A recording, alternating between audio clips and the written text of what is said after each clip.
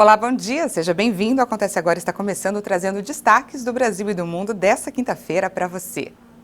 O município do Rio de Janeiro retomou hoje a vacinação de idosos contra a Covid-19. A campanha estava suspensa desde o dia 17 por falta de doses. Além da capital fluminense, outras regiões que também enfrentavam o mesmo problema voltaram a aplicar o imunizante. São elas Salvador, São Luís e Fortaleza. A Prefeitura do Rio anunciou o retorno da imunização após o repasse de 105 mil doses, 84 mil da Oxford AstraZeneca e 21 mil da Coronavac. Essa quantidade é suficiente para atender o público entre 80 e 82 anos, estimado em 100 mil cariocas.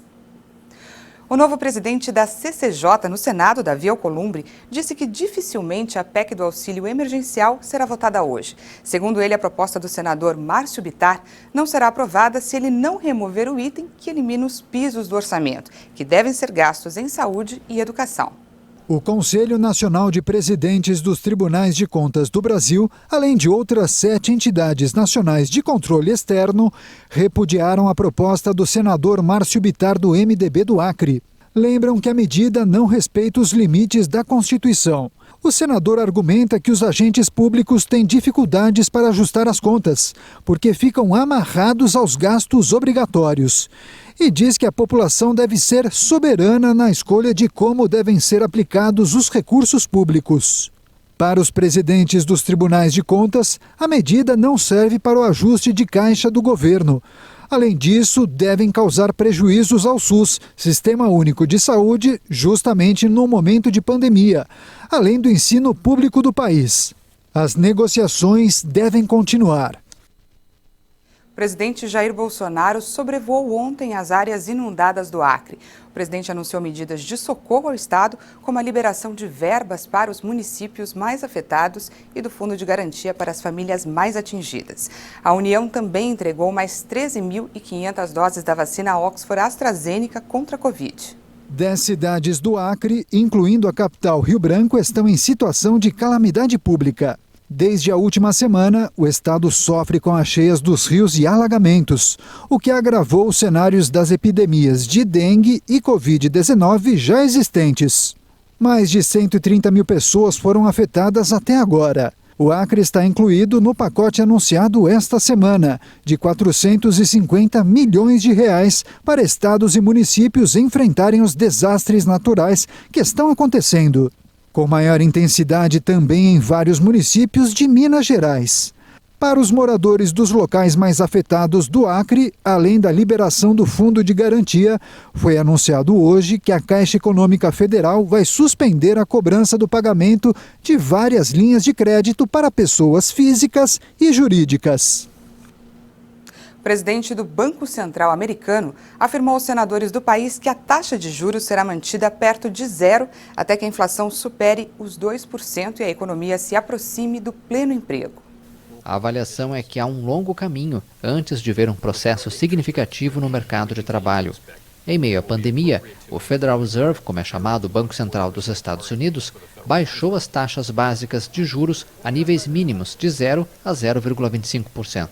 Powell afirmou também que a instituição manterá suas compras de ativos, ao menos no nível atual, até que progresso substancial seja visto. Segundo o presidente do Banco Central americano, a pandemia também deixou uma forte marca sobre a inflação.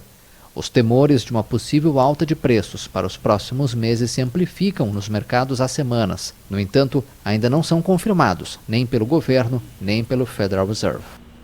E na África do Sul, para proteger os banhistas em um dos principais destinos do turismo litorâneo, as autoridades implementaram um polêmico sistema de rede contra tubarões, que gerou críticas de ambientalistas.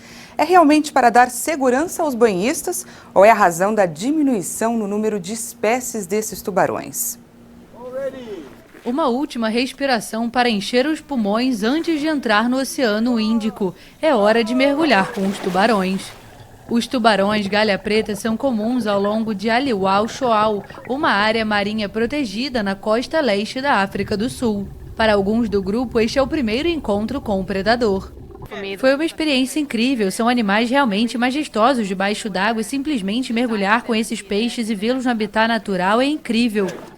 Nadar ao lado de tubarões é a especialidade de Gary Snodgrass, mas por vários anos o proprietário deste centro de mergulho viu o número e a diversidade de animais diminuir.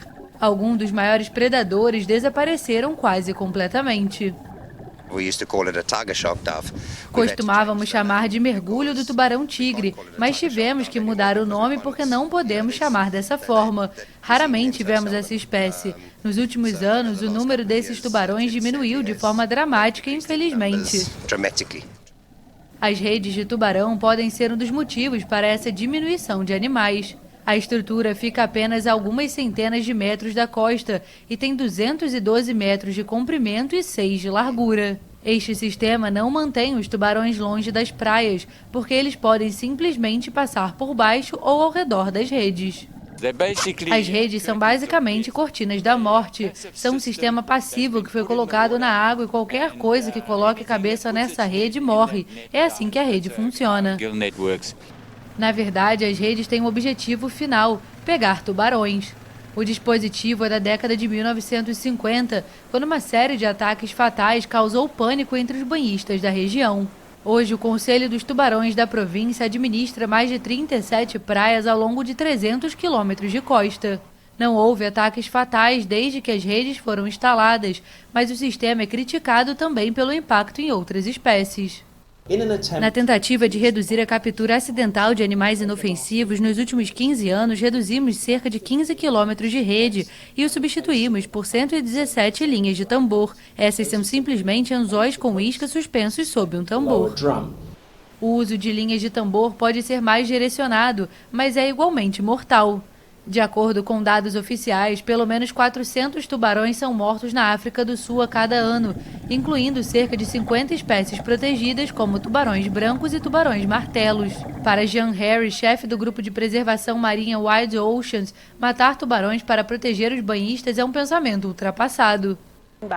Ter as redes lá e saber que elas realmente não impedem que grandes tubarões venham às praias dá às pessoas uma falsa segurança. Também sinaliza para as pessoas que tubarões são perigosos e que elas devem ser protegidas, quando na verdade precisamos mudar a opinião das pessoas. As redes não vão desaparecer tão cedo, especialmente porque a região atrai mais de 6 milhões de visitantes a cada ano.